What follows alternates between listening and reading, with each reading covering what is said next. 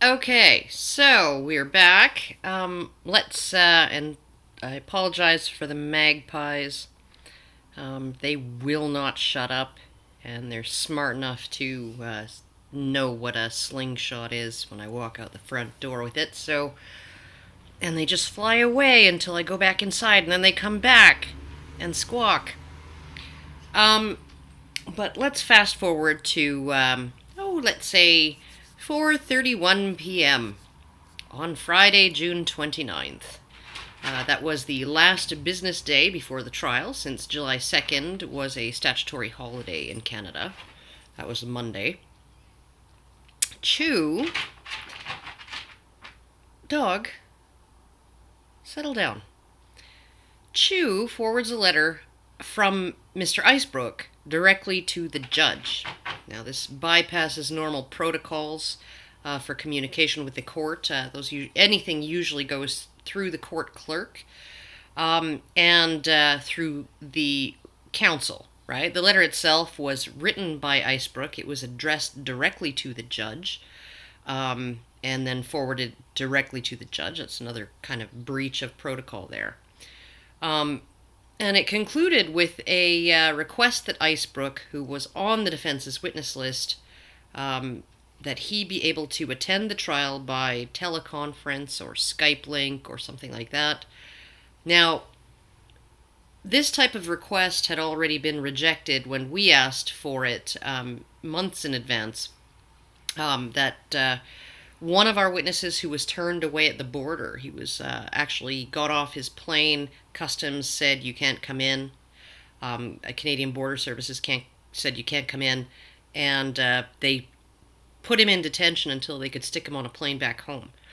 So it was denied when we requested teleconference participation based on that, and it was also denied us when we requested that Brian might testify remotely because he was undergoing chemotherapy at the time, so cancer treatment. And so this is really quite an extraordinary request, and it was made in a very extraordinary way.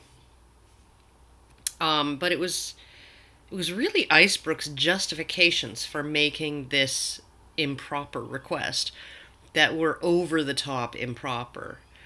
First, he essentially pleaded impecuniousness. He said the Mary Sue just can't afford for him to travel to Canada to appear in court, which is pretty hilarious when you think about who exactly owns the Mary Sue. And then the next thing he did was breach the no prejudice rule.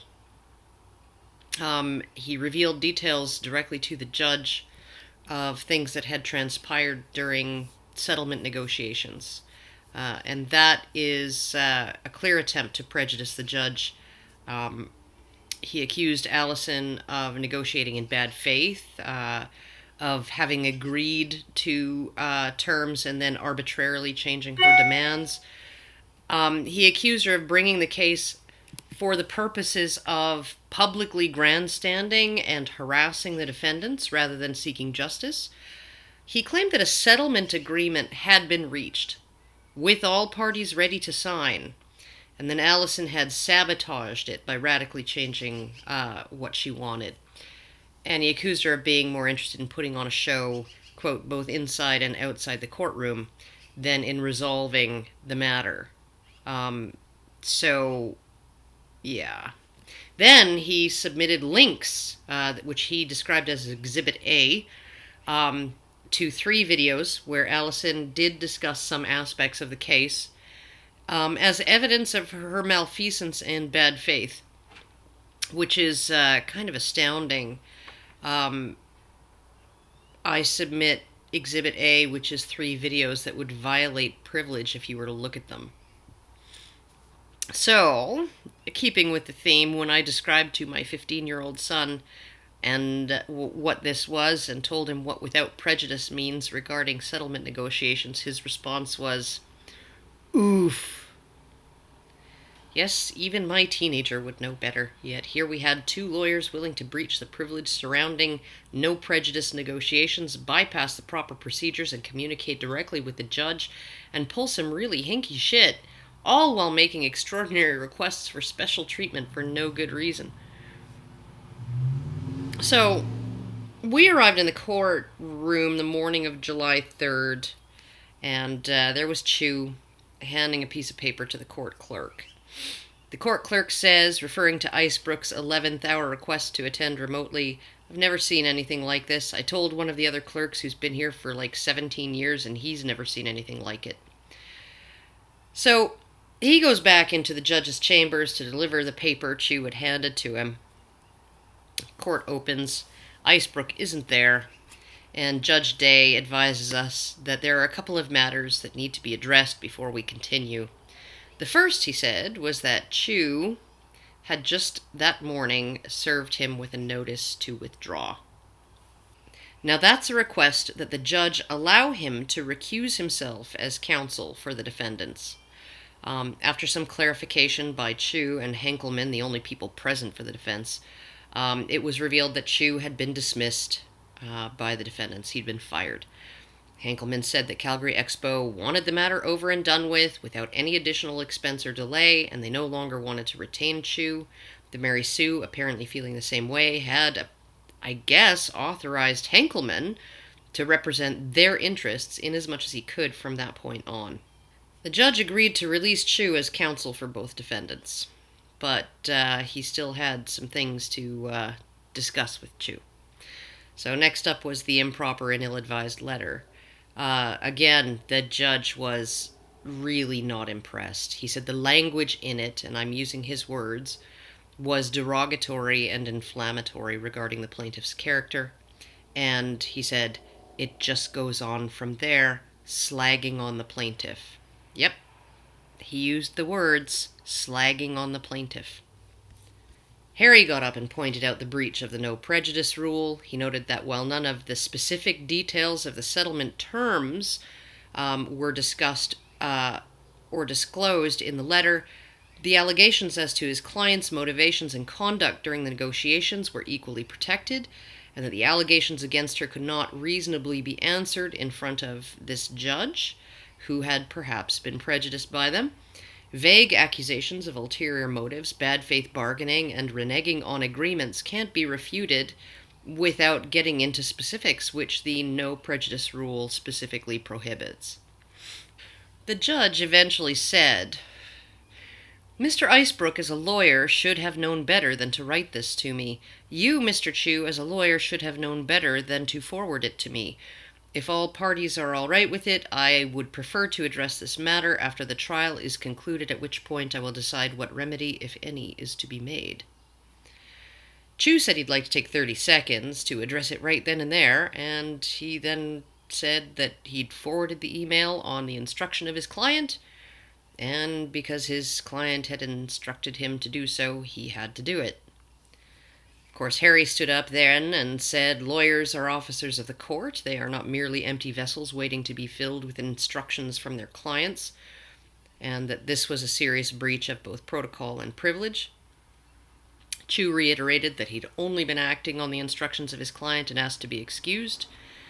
The judge said, "I don't know if you realize this, Mr. Chu, but this could affect you personally. When the trial is over, I'm going to send you written notice to attend this court to address this letter." Chu says, "Or a phone call would be fine," and the judge repeats, "written notice." Oof. Written notice means it's serious, not just a stop by when you have time and we'll discuss it kind of thing. The judge was almost certainly talking about a notice to attend, something that if ignored or disobeyed can lead to arrest and charges. So much for the idea that we made a bad decision in our choice of counsel.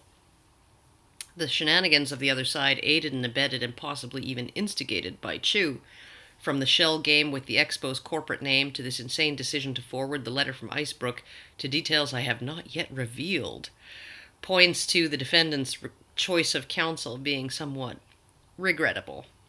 So, Chu leaves with a promise to return when ordered to answer for his impropriety in facilitating an improper communication and between client and judge, and his facilitation of a probably illegal breach of the no prejudice rule. and we were left with only Shane Hinkelman on the defendant's side of the courtroom, representing Calgary Expo and apparently representing the Mary Sue as well. So then the judge asks what we want to do about the bizarre request for Icebrook to attend trial by teleconference. Of course, Harry objected on more than one ground. I mean, first, we have witnesses who were denied their request to attend remotely, despite their reasons being more immediate and dire than some ridiculous assertion that a property of the Dan Abrams media empire is penniless. Basic fairness would require the judge to treat both sides the same. In addition, even a video feed by Skype would inhibit the ability to show Mr. Icebrook pieces of evidence and to read his body language. So the judge suggested that for all of the portions of the trial where Mr. Icebrook would normally be sitting at the defense table silent and listening, he would be prepared to allow some kind of remote audio feed. He agreed with Harry that testifying by remote was untenable and he wouldn't consider it. He also added that if Mr. Icebrook wanted to attend the listening parts of the trial remotely, he would not be using any of the resources of the court to do it. He'd have to arrange with Mr. Hinkelman for a cell phone on speakerphone or a laptop with a Skype link connected to the public Wi-Fi at the courthouse. There would be no access to their teleconferencing system or their dedicated network. So we conferred for a bit and decided we wanted to do the golden rule the right way. Do unto others as you would have them do unto you, not as they have done unto you. Having Icebrook listen in wouldn't impede us in any way. The only reason we would have to object is they'd have objected if it had been us, and that's just not how we do things. And as it happened, even after Hinkelman attempted to contact the Mary Sue with the news, no arrangements were made for Icebrook to remotely attend even the listening portions of the trial. So basically, even after the judge graciously set aside Icebrook's breach of protocol and privilege and made allowances and special concessions for him that he would not normally have made, Icebrook didn't even bother taking advantage of them. So the last act of defendant Mary Sue in this matter was to instruct his lawyer to forward an improper and illegal communication to the judge, and the last act of counsel for both defendants before being fired was to improperly and illegally forward it. I was kind of blown away. So anyway, Allison got back on the stand to testify as to the material, professional, financial, emotional, and psychological damage she suffered as a result of the Expo's actions and the Mary Sue's publishing of false information. Hinkelman, on cross-examination, asked her all of 3 or 4 questions, which amounted to maybe 10 minutes of the court's time. All of the questions were geared towards some kind of gotcha regarding the notion that she didn't have a career as a comic artist to begin with. He asked her whether she was aware that most people at the start or middle of their careers who rent booths at the Expo can only really hope to break even and rarely make any money, which is a real awesome sales pitch for the Expo when you think about it. So basically, when cross-examining the primary witness for the plaintiff, the one who'd given more than a day and a half of testimony detailing the series of events in question, all he wanted to establish was that she didn't suffer any serious, real, and, really and for true damage from his wrongful actions. He asked nothing about the incident itself that formed his pretext to kick us out, nothing about any details, just asked her if she was aware that most people who rent booths at the events he runs don't make any money. I repeat, his entire cross-examination of her amounted to, even if I breached my contract with the plaintiff, I didn't hurt her financially because hardly anyone makes money at my events anyway. These events I run don't provide any real benefit, financial or otherwise, for the people who rent booths, so banning you isn't denying you anything of benefit. Next up was Brian Martinez. He gave direct evidence for maybe 30 minutes, and then Hinkelman grilled him way longer than he did Allison, and again, his questions seemed to mostly center on establishing that no real harm was done due to his wrongful actions. None of it was centered on demonstrating that he didn't engage in a wrongful action. Then Allison's husband, Jonathan, and again, most of the questions on cross centered around Allison's alleged non-career. On direct, Jonathan described having to hand in his badge before going and fetching the car that he would need to transport all of our stuff, and then having to cross security and explain to them that he'd had to get back in without a badge because we were kicked out. Now, Hinkelman asked him if he recalled being told the bay door would be open so he wouldn't have to cross security.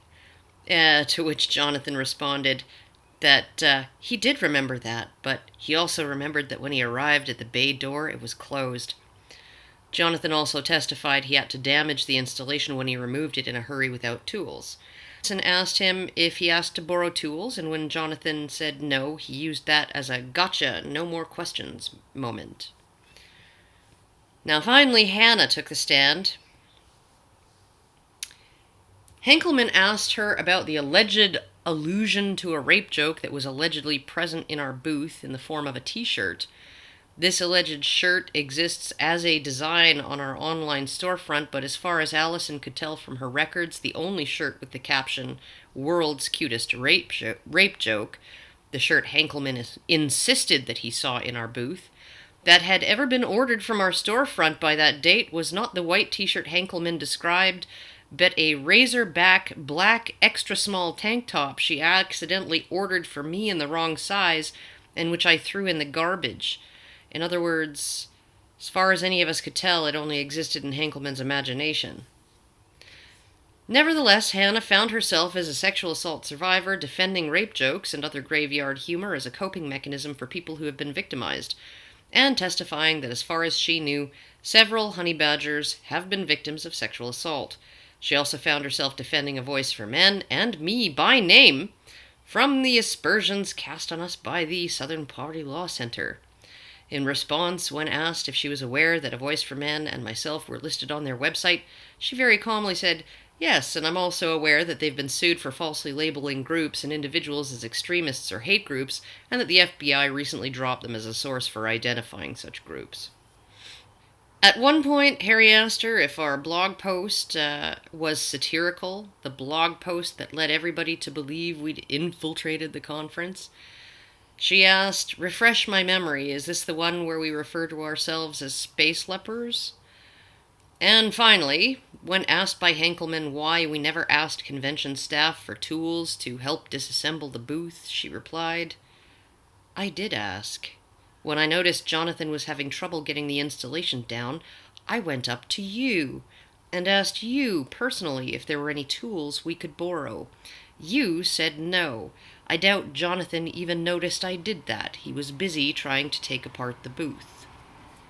Contrary to Icebrook's dire predictions in his entirely improper and probably illegal letter to the judge, and despite the amount of time wasted addressing that letter at the start of the day, plaintiff's witnesses were finished by 4:30 in the afternoon. We broke for the day with defense's only witness, who also happened to be their legal representative, slated to take the stand first thing in the morning. Now, at some point during the course of that day, the judge mentioned something about something called the Brown v. Dunn rule, which applies to the proper and complete cross-examination that needs to be engaged in. Right? The idea is that if a defendant chooses not to cross-examine a plaintiff's witness on certain matters, they can't then give their own contradictory testimony to those matters and have it stand unchallenged. They have to address it on cross so the plaintiff's witness can speak to it. So basically, if plaintiff says on direct examination, "I was wearing a red shirt," and the defense does not ask them about that on cross-examination, the defendant can't testify after the plaintiff's case is closed that the plaintiff was actually wearing a shirt that wasn't red. If he does, the plaintiff has a right to object and ask that the testimony be stricken, or will sometimes be allowed to take the stand again in reply. Now, the Brown v. Dunn rule came up a few times the next day, since Hinkelman had barely cross-examined Allison. 1.5 days of testimony, maybe more, and his cross-examine of her lasted maybe 10 minutes.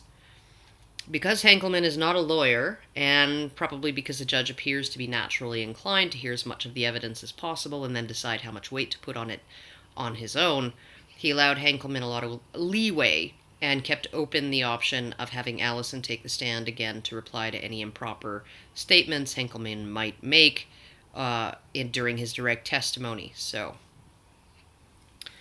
then Hinkelman starts his testimony. There's no one there to ask him any questions, so he had prepared a statement, and in it he revealed a few things. Panelist Brittany LeBlanc had emailed the expo to complain about Allison, as had one other member of the audience. Of course, these complaints were not entered into evidence, so the substance of them can't be considered. I did briefly glance at one of them, and it was the audience member's complaint. She said she wanted to give some feedback, and that she had felt a little uncomfortable, something like that. Hinkelman said he had discovered the complaints early on the morning we were kicked out. So at that point, Hinkelman did some Googling and found our website and a bunch of media articles about us. He said he read and listened to parts of a handful of our articles and podcasts and decided it was obvious that we were a group that promotes hate. He also apparently looked into Gamergate and said that despite what may or may not be the case now, all of the press coverage at the time indicated they were a hate group who were notorious for harassment and doxing.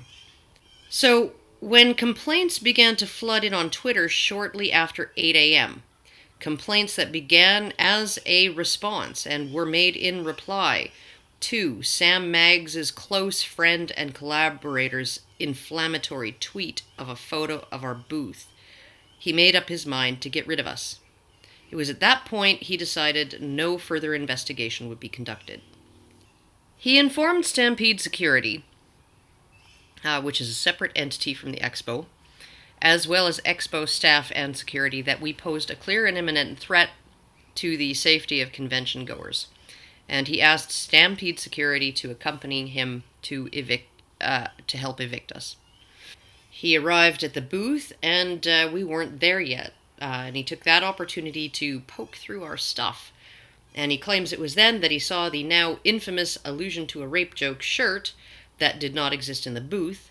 Again, I'm guessing he saw it on our storefront, either in his earlier Googling or maybe after the entire thing was over, and conflated two different shirts because the image on them and the mascot was the same. The caption was different. Since it didn't inform his decision, I suspect even if the judge believes the shirt was there, and even if he also believes it promotes sexual assault or minimizes the seriousness of sexual assault, he won't be putting any weight on it. So, there you go. He also claimed that the shirt that he found with the word rape on it was not on display at the booth. He said to him it looked like it was, crumpled up and somebody had worn it and then taken it off. That it was definitely not on display and it didn't look like it was for sale. So, regardless, that would be the only possible breach, would be if we had it on display. So, he claims he refunded Allison the advance payment she'd made for a booth rental at Saskatoon Expo, but did not, like a future booth rental, but did not refund her anything for the booth and accoutrements she'd paid for Calgary Expo because of the extra expenses he claims he was forced to spend stemming from the incident. He claimed that after kicking us out, there was serious pushback on social media and via Twitter, pushback he characterized as harassment, and which he said he believed might be us using sock accounts. He said he had to hire extra security to protect the expo against anything we might do or incite others to do, including hacking the expo's website. And he began monitoring our Twitter feed, and he discovered that we were meeting with fans the next day. He sent someone to essentially infiltrate our event in stealth mode and report back on whether we were planning some kind of protest action or violent disruption. He also sent someone to our gathering on Sunday at Reader Rock Garden to do the same. Now, there were lots of people at these two meetups. The first one was in a pub, and the second one was at the park. And we certainly didn't know all of them personally. And this was actually the first time we knew that he had done this. He came right out and said that it was his decision and his decision alone as chief of operations, the guy in charge of the entire shebang, to kick us out, and the only reason he made that decision was because of two factors. One, the complaints on Twitter, some of them from well-known media personalities, and two email complaints, one from Brittany LeBlanc and another from someone in the audience who said she was made uncomfortable by just the mere presence of MRAs. And two, the fact that he was convinced from his brief Googling that we were a group that promotes hate and that Gamergate was also a dangerous hate group and that we posed a serious and imminent risk to the physical safety of convention goers. He repeatedly said that he considered us a clear and present danger to the convention and its attendees and guests. He iterated that it is his responsibility to look after the safety of 25,000 people per day who come through the expo, and that he could not afford to give us the benefit of the doubt or a proper investigation because the consequences, if he had done so and turned out to be wrong, would have been dire. So basically, he wasn't arguing that he was not in breach of contract. He was arguing that he had to breach his contract with us because hate group, danger, safety, death, hellfire, brimstone, genocide, yada yada. Now, as an interesting side note, something absolutely frickin' hilarious happened while he was on the stand. I think it was during his direct testimony. He wanted to draw the judge's attention to a certain piece of evidence in his binder. I think it was the harassment policy. He said, "Your Honor, if you would look in defense binder number whatever," and the judge says, "Which binder?" And Hinkelman says, "The defense binder." And the judge says, "I don't have any defense binders. Defense counsel didn't submit any binders to the court."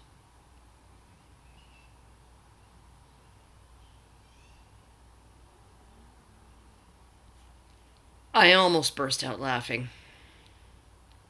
Holy shit. Chu neglected to enter the defense's evidence binders into evidence. From that point on, defense was stuck using our binder. And like the nice people we are, we assisted him with finding the things he needed in it. Now, given Chu's performance during the course of this case, I find myself unable to resist a big old "I told you so" for everyone who criticized us for retaining a disbarred lawyer instead of a real one. Harry Capito was disbarred on a flimsy pretext that had nothing whatsoever to do with his competence in law. The pretext was flimsy because he was disbarred for overbilling legal aid, yet legal aid not only didn't ask him to repay one dime, but they released to him all the money he'd billed for that they had frozen during his prosecution. The worst that could be said of Harry Capito was that he was an incompetent and sloppy clock puncher.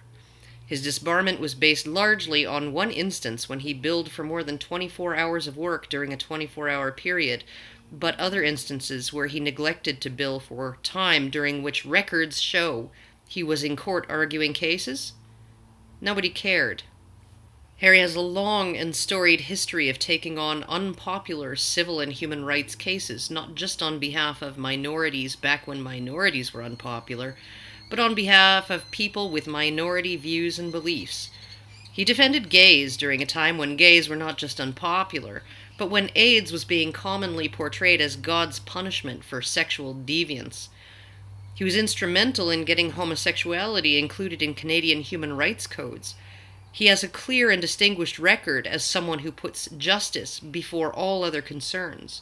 They used to call him a lawyer for the dispossessed. Counsel for the defendants? Now he was a real lawyer. A real lawyer who managed to conceal the corporate name of his client from everyone, including himself. A real lawyer who, when ordered by a judge to reveal to us his client's name, gave us an incorrect one. A real lawyer, incapable of basic arithmetic, who allowed a witness he wanted to examine slip through his fingers because he didn't want to pay her proper compensation. A real lawyer who tried to rehash a judge's prior rulings during opening statements, and after pissing the judge off by doing that, immediately went on to ask that his client be given special treatment, that he be allowed to wear 2 pairs of pants in the courtroom. A real lawyer who sabotaged settlement negotiations by threatening a frivolous and vexatious slap lawsuit over an ambiguous 2-word tweet that not only was not defamatory and not only was immediately deleted, but was immediately publicly corrected. A real lawyer who flagrantly breached protocol by forwarding a communication written by his client directly to the judge, a communication that breached the no privilege rule, a legal privilege that surrounds settlement negotiations, a communication the judge described as derogatory and inflammatory and as slagging on the plaintiff.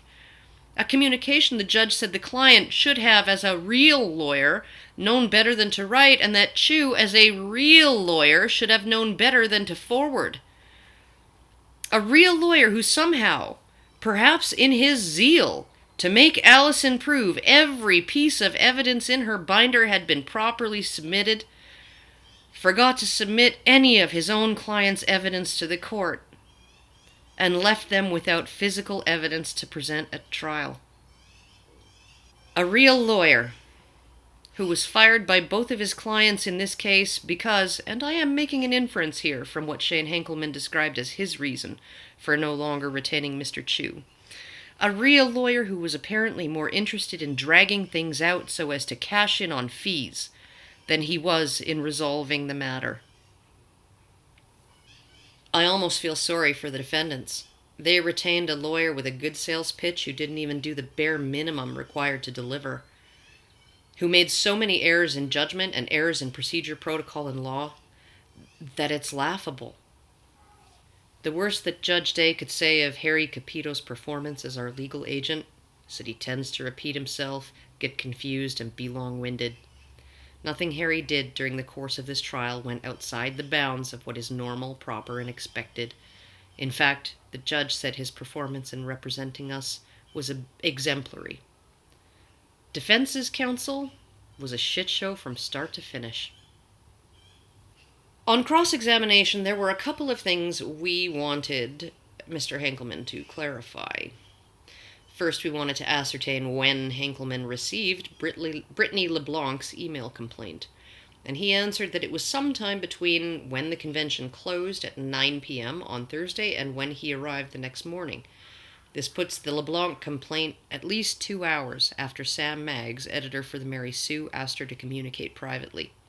We know the two communicated privately at some point because LeBlanc wrote to Jill Pantozzi, author of the defamatory article, the next morning and said in her email that Sam had asked her to get in touch and describe the events at the panel.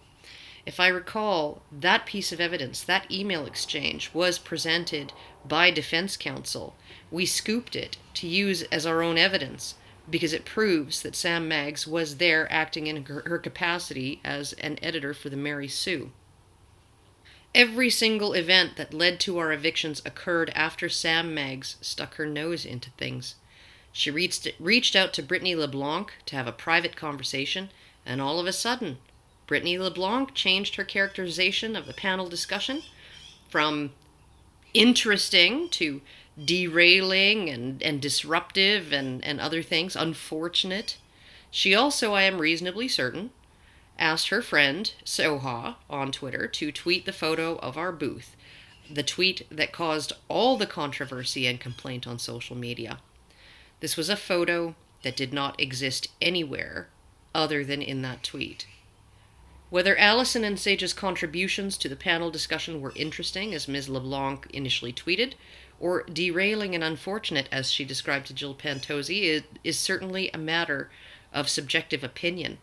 Hinkelman repeatedly said on cross-examination that their interjections, which they were given permission to make, took the conversation in a direction it was not supposed to go. Supposed? Was there a prescribed place the discussion was supposed to go? A predetermined set of conclusions the discussion was supposed to have arrived at? I keep thinking about my own experiences and those of people of similar opinion. We only wish that people who disagree with us would politely put their opinions forward during panel discussions. More often, instead, they pull fire alarms, or scream and smear red paint all over themselves and the furniture and the carpets, or blow air horns during speeches, or beat people with wooden rods and burn things. At some of the events I've spoken at, I've faced hostile audience members who shouted at me and swore at me, and hostile fellow panelists who constantly spoke over me and accused me of all kinds of bad things. At the same time, it's important to note that Hinkelman, the only witness for the defense, said he came to his decision not through any investigation into the conduct at the panel or at the convention more broadly, which he didn't look into at all, but as a result of complaints made on social media by people who may or may not have been present at the convention and who objected to us even being there, and a brief investigation into speech and viewpoints that we expressed outside of the convention. While he accused us on the stand of undermining the panelists, which is defined as a form of harassment in Calgary Expo's policies, and claimed that this meant Calgary Expo was correct in evicting us, it wasn't the reason he kicked us out. Moreover, by the definition that he was using, the panelists were equally guilty of undermining MRAs in general, and Allison and Sage in particular. He argued that just because the event is open to the public, that doesn't mean people can use it as a soapbox, are entitled to use it as a soapbox to air their political views. Yet Calgary Expo gave feminists an endorsed soapbox from which to air their political views regarding feminism and regarding men's rights activism, and then accused a female comic creator who happens to be a men's rights activist, who politely objected to being described as not liking the fact that some women like comics. He described that as a form of harassment. From their position of privilege on the panel, feminists smeared the character of MRAs by misrepresenting their views, at least the views of the MRAs who were there in attendance. And one of those MRAs stood up, clarified her views, corrected the public record. That was apparently harassment. Not letting those accusations stand as fact and politely correcting them. That was harassment. Why? Because it undermined the ability of the feminist panelist to push her political narrative unchallenged and unrefuted in a venue that apparently entitles no one to a political soapbox. And even if he had this pretext to kick us out, the pretext of undermining, he came right out and said repeatedly that it was his investigation into speech and views we aired outside of the convention, right? Not in his bailiwick, outside of it, and complaints on social media, some of which were from people who weren't even there, that informed his decision. If the panel discussion was what led him to look into us, it was not the panel discussion that informed his decision to expel us, or to ban Allison for 10 years. On cross-examination, he was forced to admit that he had come across no statement or opinion of ours wherein we advocate or justify violence or violent protest. He was forced to admit, in fact, that at no time during his several interactions with members of our group, including when he unjustly kicked us out, did we so much as utter an impolite word in his presence.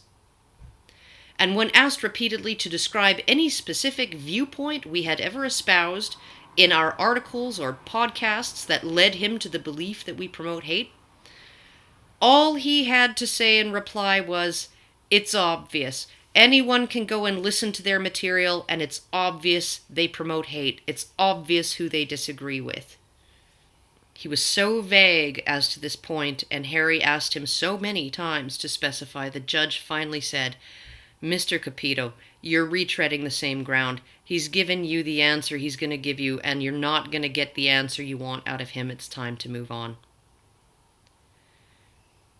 Hilariously, Hinkelman testified on cross-examination that he sincerely believed that we were being literal in our satirical article wherein we describe ourselves as having spent decades preparing to infiltrate a convention that didn't exist when we began conspiring to infiltrate it.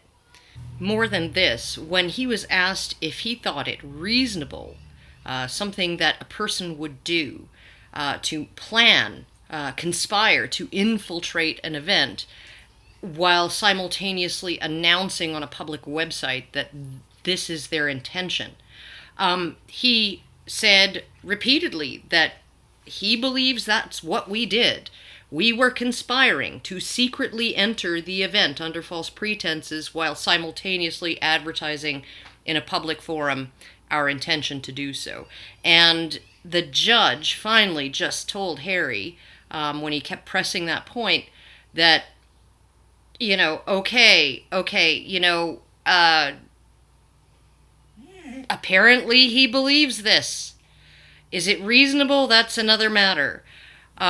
So essentially, he just kept sticking to this story that he believed that our stated intentions in a satirical article to announce publicly that we have this top secret agenda and describe that agenda in detail in a public forum, that it was reasonable for him to believe that this was, that this was what we were doing.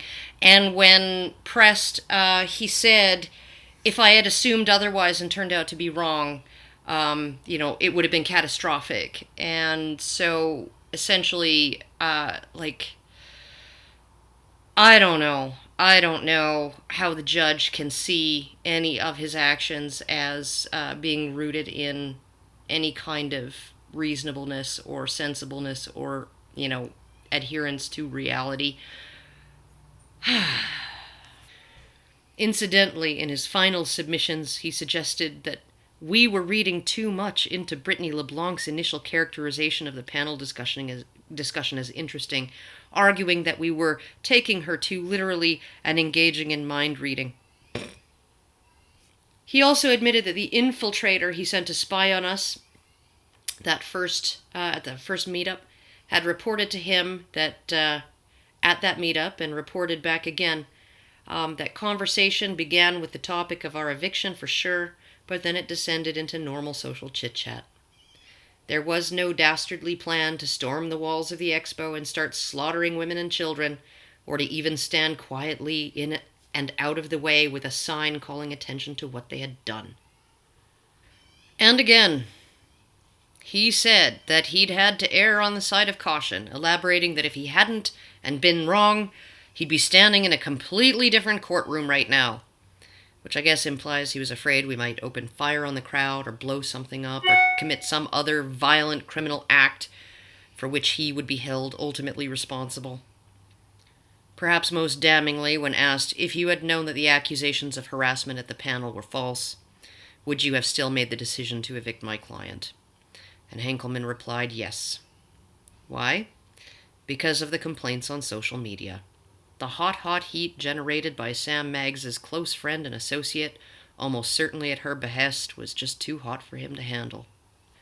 And when asked if he was aware that unwarranted accusations are listed in Calgary Expo's harassment policy as being a form of harassment that the Expo was duty-bound to investigate under its contract, he answered yes. And I don't think we need to spell out the implications of that. The cross-examination was done fairly early, although it did drag on, given Hinkelman really didn't want to give any specifics to certain questions.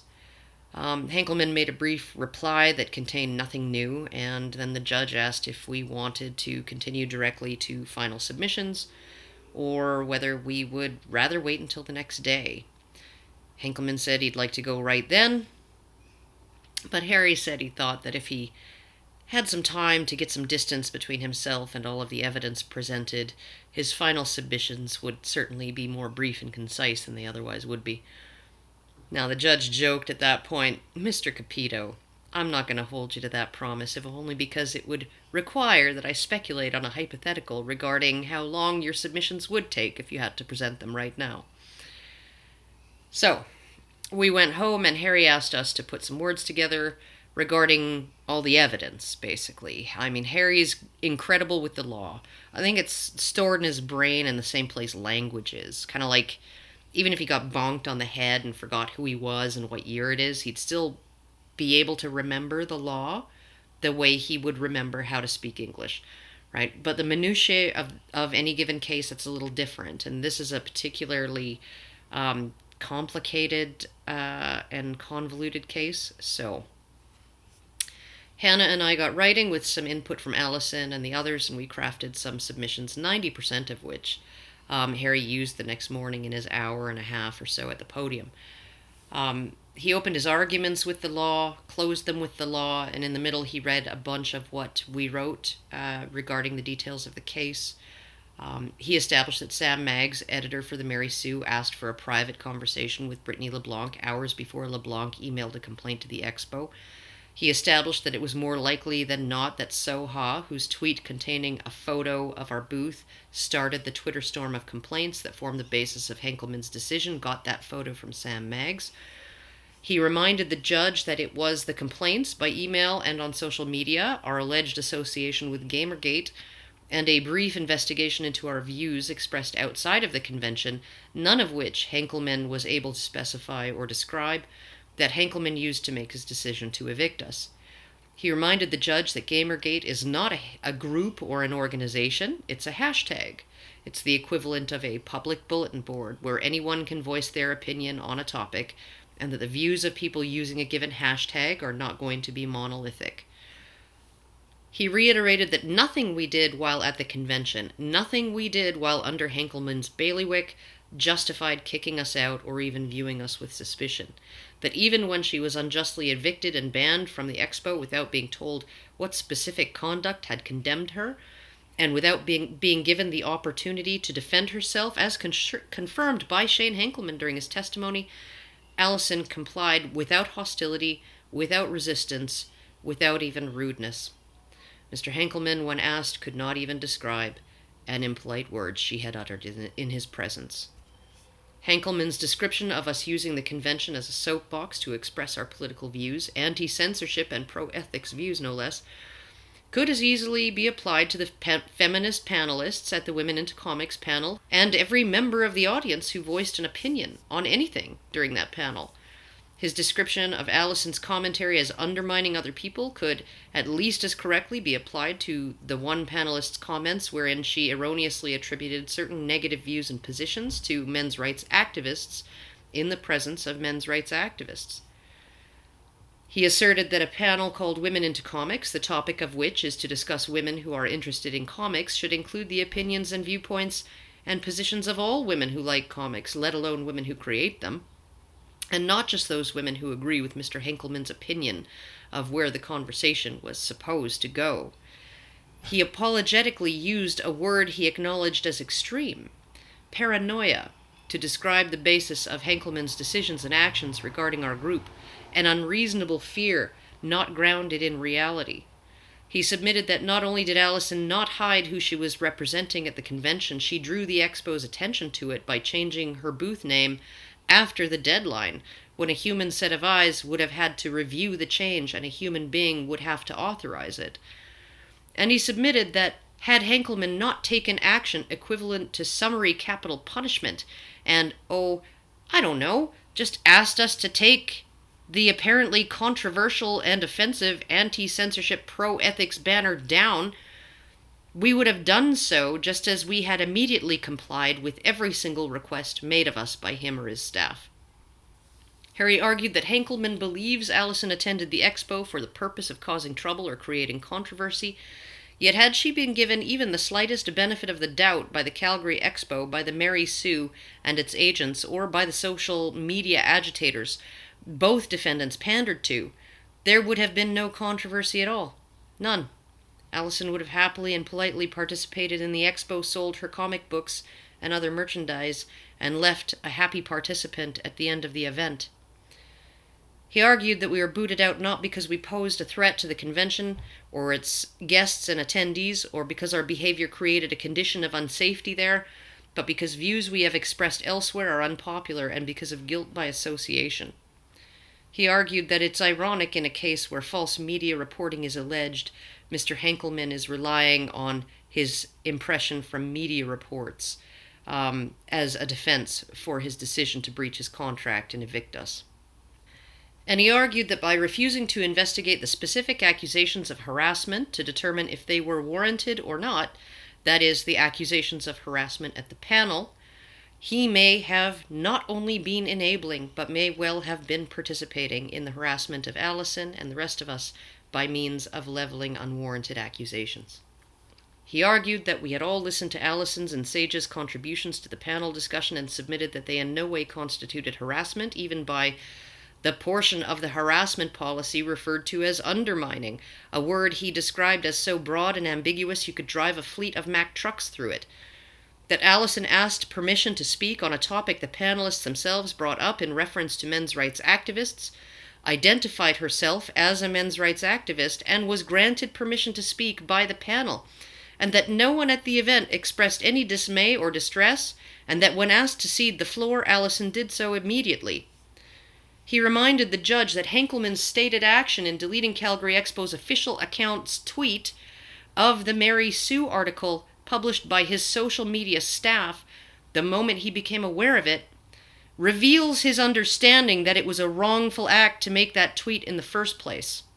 And he reminded the judge that we're not suing Shane Hinkelman, we're suing Calgary Expo and their social media personnel, whether they acted with or without Hinkelman's authorization, are agents of Calgary Expo when tweeting from their official social media accounts.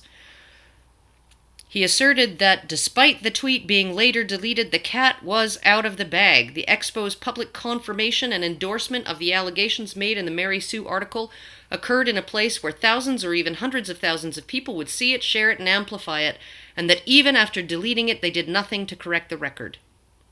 His legal arguments revolved around certain decisions regarding monopolistic companies that are widely advertised as being open to the public being barred in law from banning people based on their views.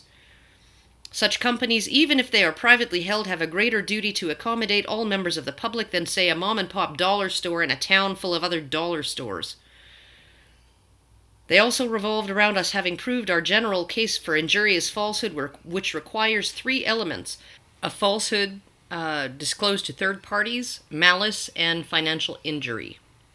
The Mary Sue published false information they would have had reason to believe was false had they followed the most basic and expected journalistic practices to reach out for comment from Allison or her agents prior to publication.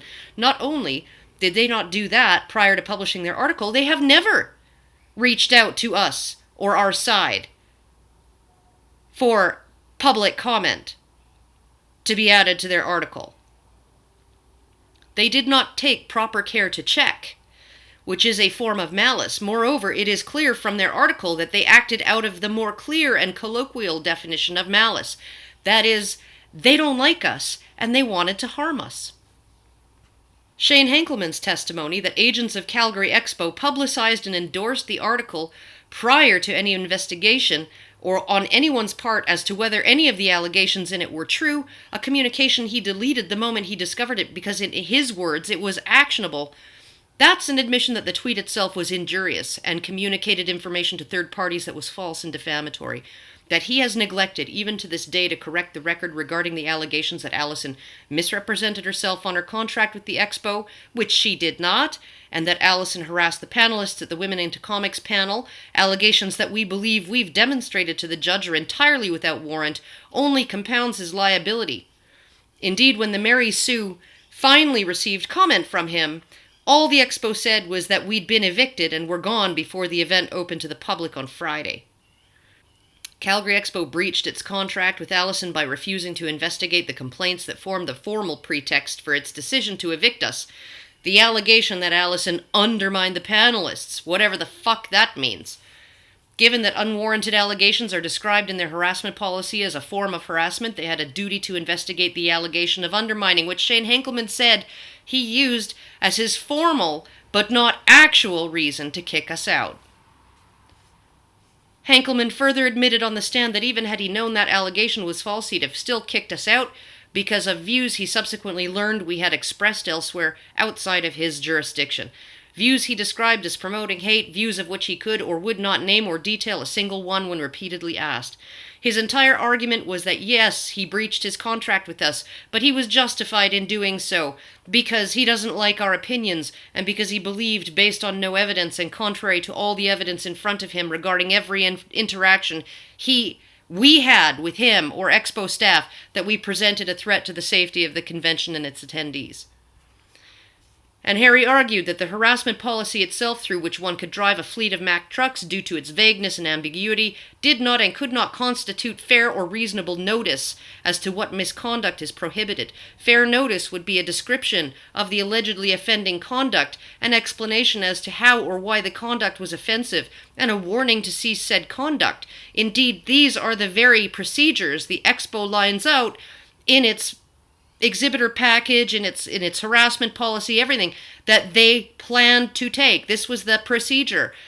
First thing, we will tell you you're behaving badly, tell you how, tell you why, and tell you to stop before we take any other action. This applies both to Allison's contribution to the panel discussion and to the banner that constituted part of the real reason we were evicted. If Calgary Expo felt some of the materials at our booth violated our contract with them, which even the banner did not, at least not what their contract was at the time, they could have and should have asked us to take them down. Harry argued that an agent of the Mary Sue in the person of Sam Maggs manufactured the social media controversy that by Shane Hinkelman's admission led to his decision to evict us. Brittany LeBlanc described the panel discussion, including the contribution of MRAs, as interesting in a tweet she sent 1 minute after it was concluded. It was only after she spoke to Sam Maggs that she decided to complain to the Expo. Sam Maggs' close friend, longtime collaborator, a woman who was in Toronto at the time, tweeted a photo of our booth that could only have been taken prior to the event being open to the public with an inflammatory comment, and it was from there that all of the social media complaints poured in. Maggs was acting in her capacity as an agent of the Mary Sue while at the convention, connecting LeBlanc with the author of the article, Jill Pantozzi.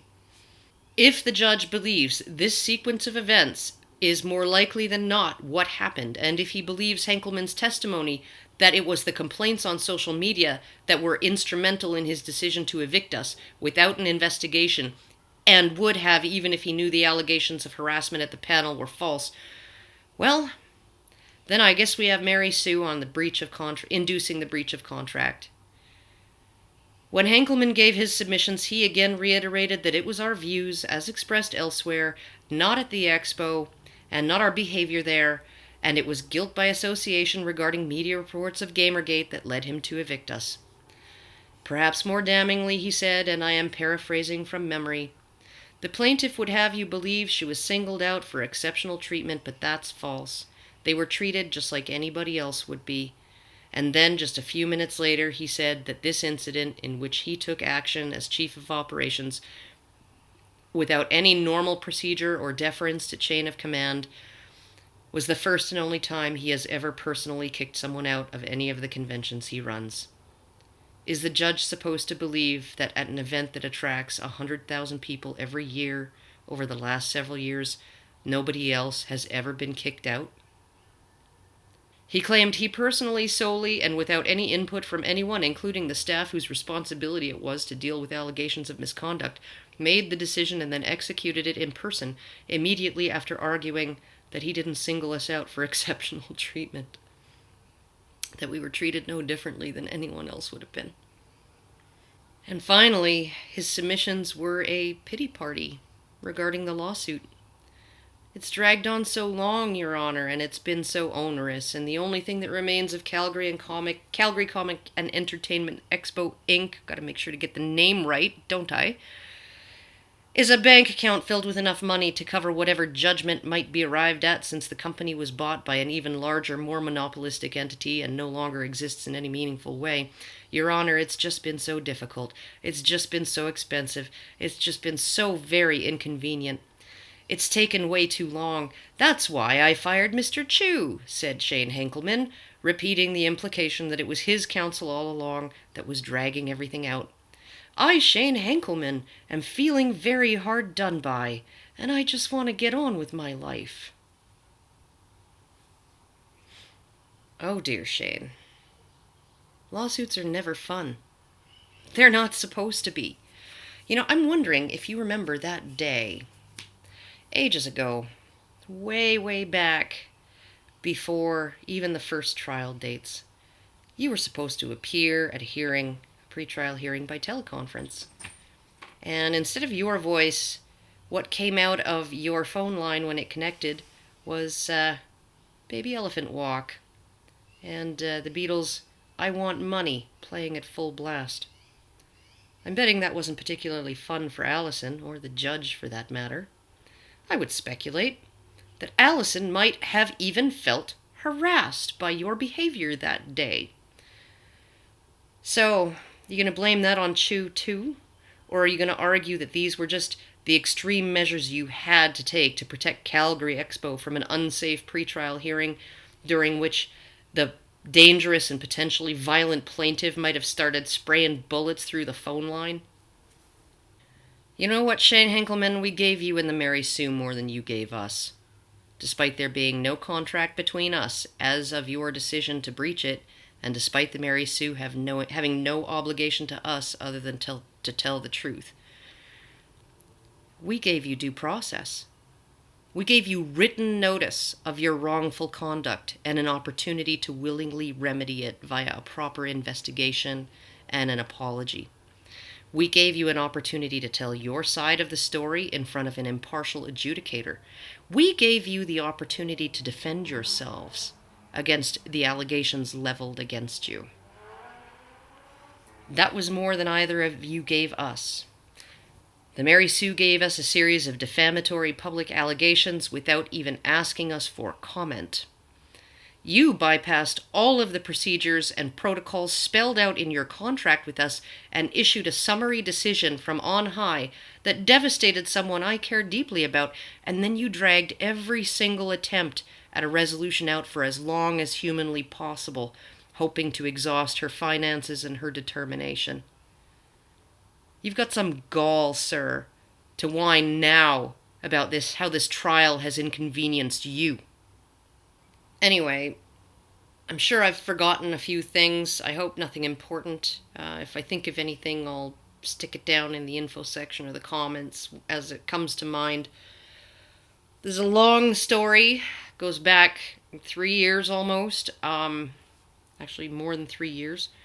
And I tried my best to relay it from memory as best I could. So, after final submissions, the judge asked Harry to clarify a few aspects of the law, particularly relating to monopolistic corporations that advertise themselves as being open to the public.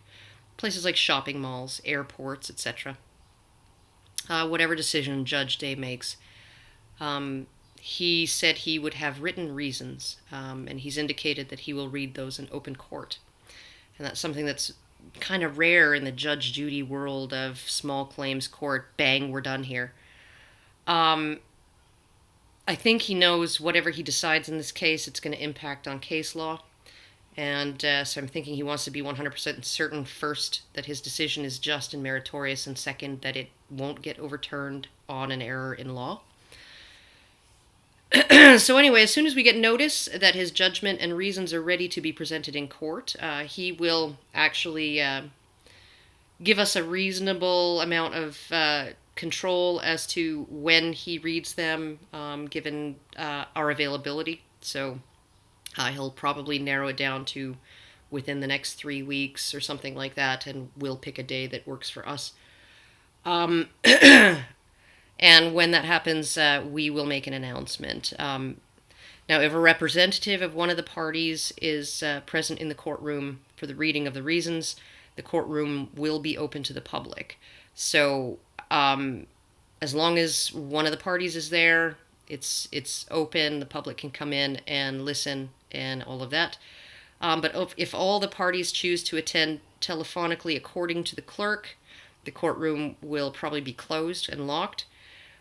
So we're hoping someone from our side, whether it's Allison, Harry, or another representative, that we can request be present, that somebody's going to be there so Judge Day can read his decision and his reasons in front of a gallery full of citizens.